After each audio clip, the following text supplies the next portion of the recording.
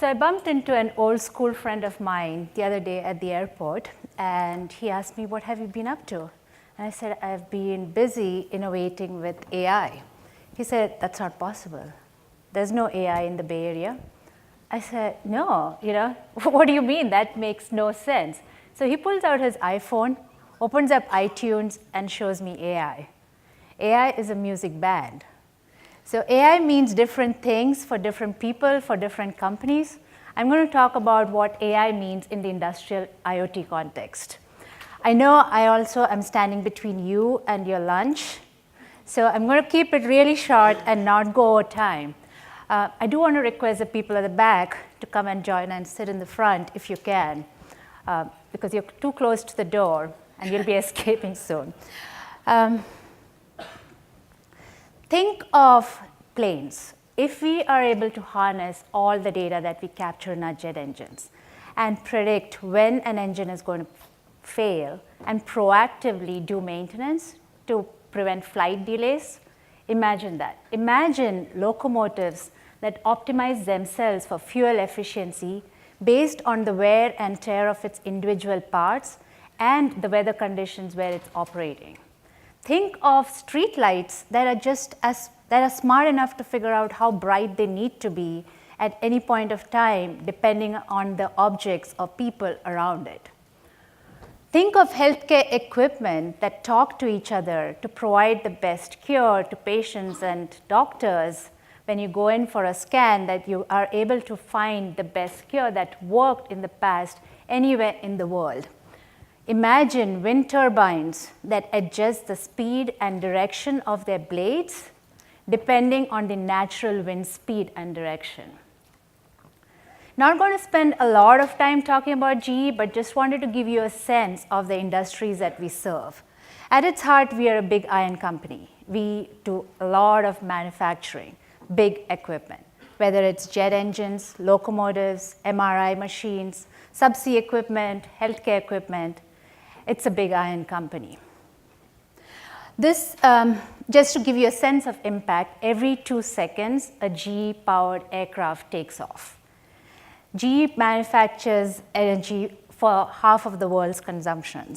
GE healthcare equipment is used by doctors across the world to touch the lives of nearly 3,000 people every single day. So the impact is huge when you look from an industrial perspective. The term industrial revolution speaks to the revolution we saw in the 19th century that started in Europe and spread out throughout the world. It speaks to the transformation of the industrial revolution at that time on how manufacturing is done, the economies, the automation that came out from there. We believe a similar revolution is happening now with the industrial internet as machines get connected and smarter. Now, industrial companies have always been doing software for years, but it was primarily to solve back office IT issues like optimizing supply chain or sourcing. So they have been doing software. It's now with the industrial internet that software, analytics, and AI is becoming a part of their core business strategy. So what is the industrial internet? I'm going to really everybody is familiar with this. The term consumer internet was coined a couple of decades ago with the invention or with the innovation in social media space when 1 billion people connected. It speaks to the phenomenal transformation and disruption we have seen in the consumer space, whether it be through marketing or retail or entertainment. There's a huge disruption, right? So we believe a similar disruption and transformation is going to happen as 50 billion machines get connected over the next 5 to 7 years. Everything is going to be connected, managed, and measured. So industrial internet refers to a connected network of smart machines working intelligently together. So what's the difference between the consumer internet and the industrial internet? When in the industrial internet, if you're not able to log in, say to your Facebook account or your Twitter account, you get annoyed. If the power goes off in this room, if there's a power failure, you'll get upset or angry. Or if the power goes off in a hospital, people in hospitals could die. So the reliability is absolutely essential in the industrial world. So too is security. A jet engine has to be utterly impervious to security breaches, even as it is transmitting data to a secure destination. The last part is durability. If you think of our equipment, they last 20 or more years. So we are talking about building software or analytics or models that might seem absurd lifespan from a consumer internet perspective. So I want to talk a little bit about what big data means from an industrial perspective. We are all familiar what big data means from a consumer perspective, whether it be through weblogs or images or media or such. But what does big data mean in an industrial context? Let me give you an example. In the past, even a couple of decades ago, the engines that we manufactured used to capture 3 snapshots of data, only 3, irrespective of whether it was a 1-hour flight or a 14-hour flight. Once during takeoff, once during climb, and once during cruise. That's it. And it was about 30 to 50 sensors and parameters. Now, can you take a guess with the newer jet engines, how frequently can we capture that same data? That's wrong, by the way. It's not at the rate of 1 second. We can capture data at the rate of 1/16th of a second for up to 3,000 sensors or 3,000 parameters. Now you can think about the volume of data that gets captured by a jet engine when it's about 3,000 sensors being captured at the rate of 1/16th of a second for a 14-hour flight. The volumes get large very, very rapidly.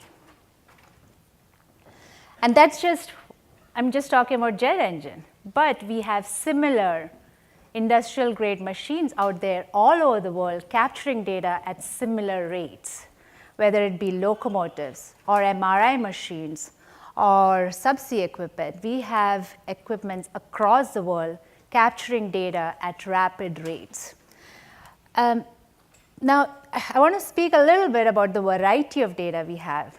We take our equipment from cradle to grave, end to end. So we design our equipment, we manufacture them, we sell them, we service them, and we retire them. So it's the entire life cycle for a jet engine or for a locomotive, right? So think of the variety of data we have. We have design images, we have service records, we have quality records, we have boroscope images from the shops. We have every variety of data that you can imagine in an industrial world. The last point I want to make about the big data aspect from an industrial perspective is most of the industrial companies have been around for more than a few decades, unlike consumer internet companies. So GE has been around since 1892. So we don't have data that's just decades old. It could be centuries old. And this gives us the ability, what we do with our data gives us the ability to design better equipment. How do you do data management in an industrial context? Can we use the traditional approach that industrial companies have used?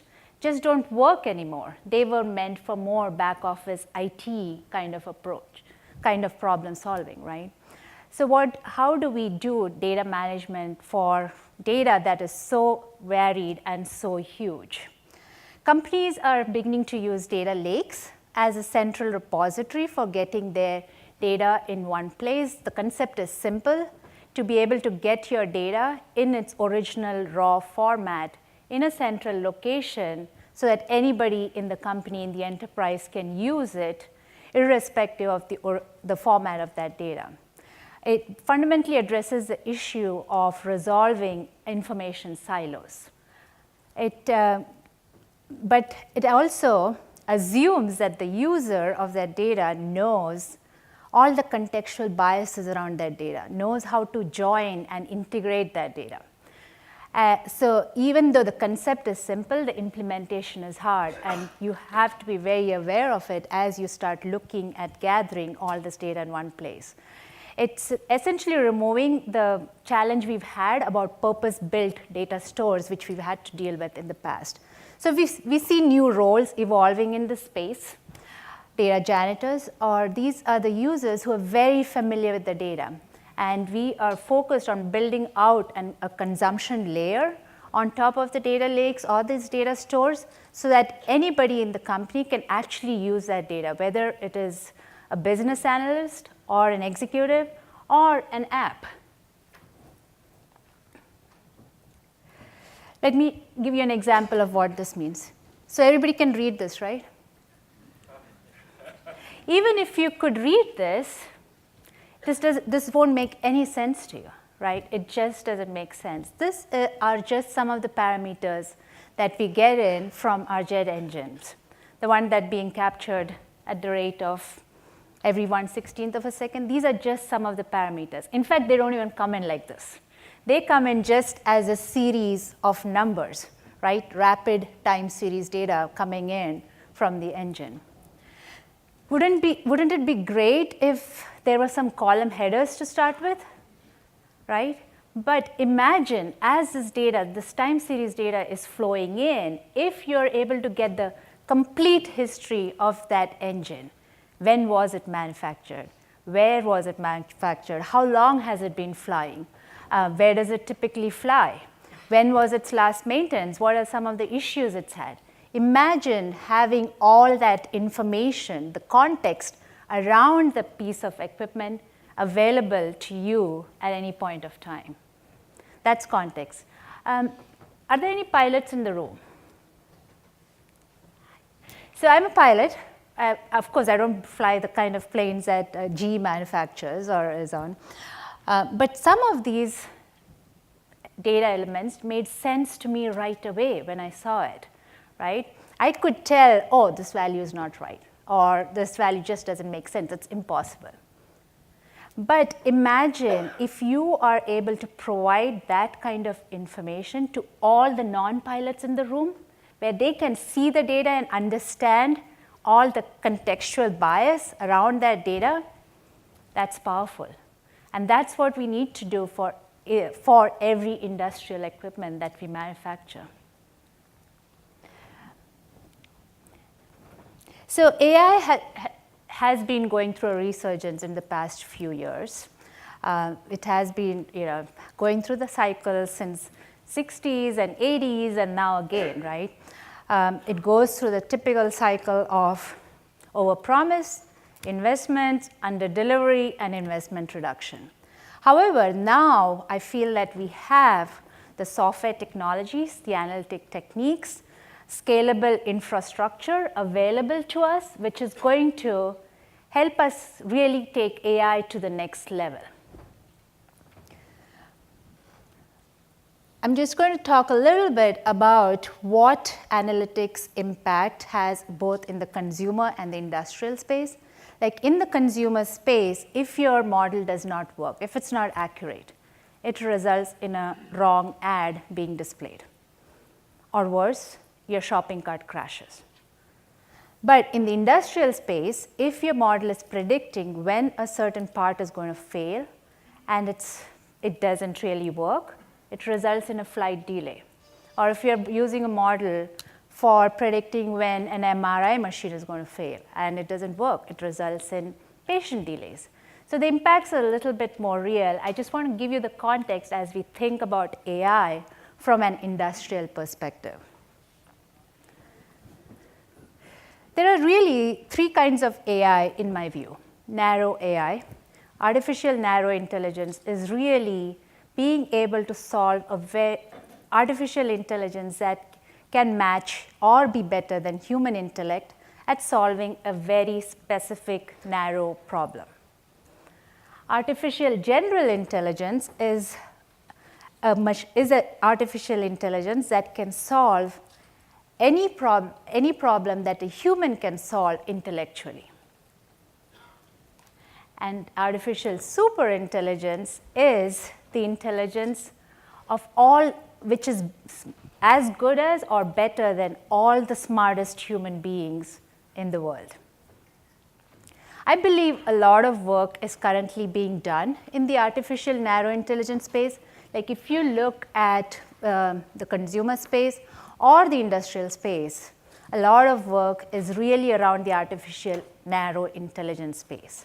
Today, we are able to use our models to predict when a power failure might occur, when a power grid system might go down, depending on if we are able to assess how a part is being used and when that power grid might go down.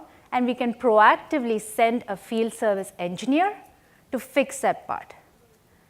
But that's the only thing that model does. It can predict when a power grid might fail. It cannot do anything beyond that, right? Now think of a power grid system that is able to not only predict but also does its own maintenance, and think of it able to expand itself to design the next generation of power grid systems with minimal human intervention. That is where artificial intelligence will truly push the boundaries. Or think of the jet engines, right? Think of a jet engine where that engine is able to self-heal, self-maintain itself while it's in mid-air. Where it's almost like that engine is carrying its own Band-Aid kit, and if it's a minor enough repair that it can repair it while it's in mid-air and doesn't need to go into the shop. It goes into the shop only if there is major repairs needed, just like a human being. Right? You would put a Band-Aid if you have a small scratch, but if you have a large cut, then you need to go in to see a specialist. So thinking about how machines can get really, really smart is something that excites me and fascinates me, and I think it is something that is going to impact our world tremendously. We are nowhere near artificial superintelligence today is what I feel. I think we have the software techniques, the hardware capabilities, and artificial narrow intelligence is truly going to reach its limit in the next decade or so. But I don't think we have the software techniques or the hardware or the compute power to really reach the artificial superintelligence level. Think of artificial superintelligence as the combined smartness of all of human species or better. But can you think of a world where artificial superintelligence is prevalent? How will our world look like when artificial superintelligence is part of our lives? So I promised I would finish early. I actually did remove a couple of slides before I came on stage because I know I'm standing in front of a very hungry crowd. But I am open to questions, and we do have 5 minutes if anybody wants to ask any questions, or we can all rush for lunch.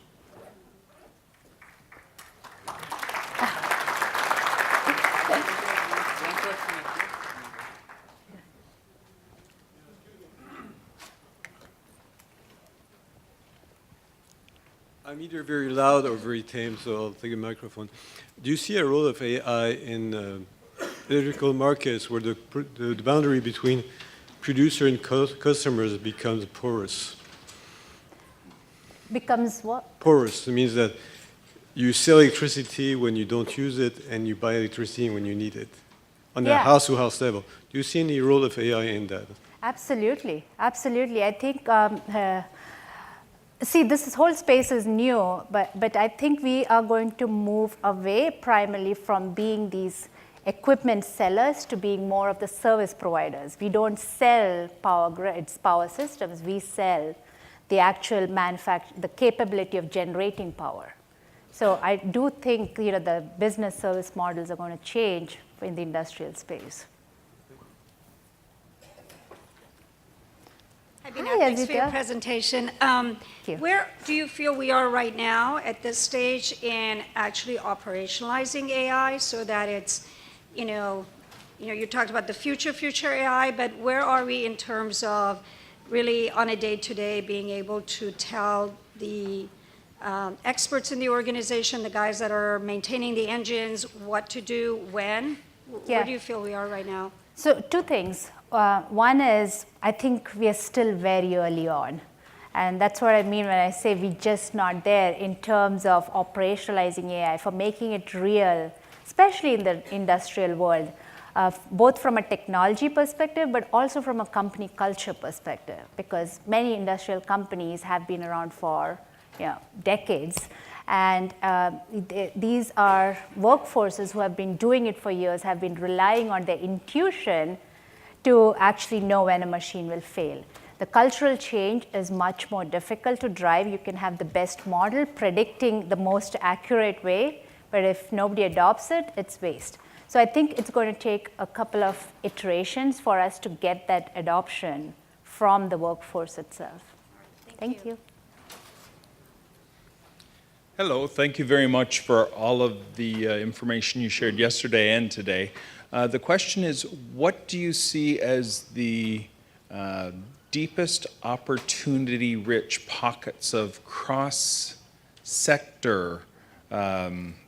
collaboration with AI for General Electric?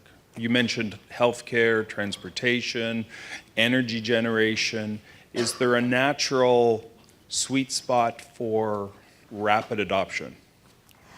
So my current role at GE is really about productizing data science and analytics.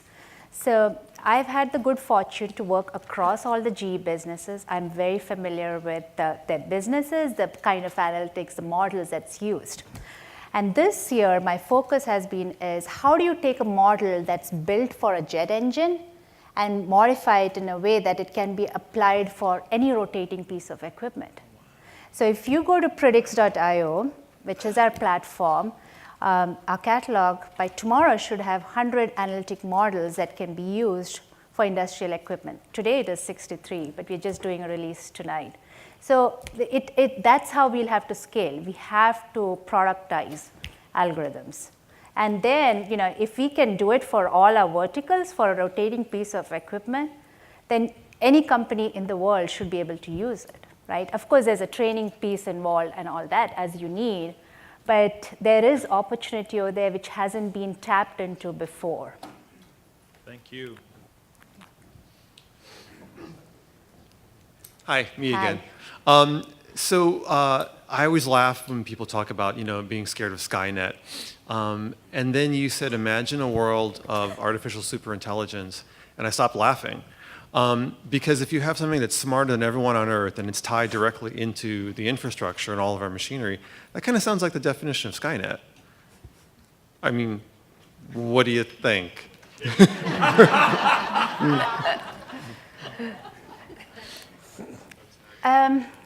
So here's how I see it, right? I think the way we are, even today when we are looking at models, we are building these models that train themselves. At some point, we're going to have, say, a model, and there's so much work being done around this. We're going to have models that's being built to solve a specific problem, but they're going to learn, and they're going to be able to expand more, right? And these are highly, they're not like humans where you're restricted in terms of your learning. This is machines, they just keep on learning, and I think it's 2040 or 2050 when we are going to have that artificial superintelligence at some level. So I don't think it's too far away from that happening. What happens to us? It probably might happen in our lifetime. All right, so if there are no other questions, or at least ones that you don't want to save until lunch, so let's please join me in thanking Beena. Thank you. Thank you. Are you going to be at Minds and Machines next week? Okay, yeah.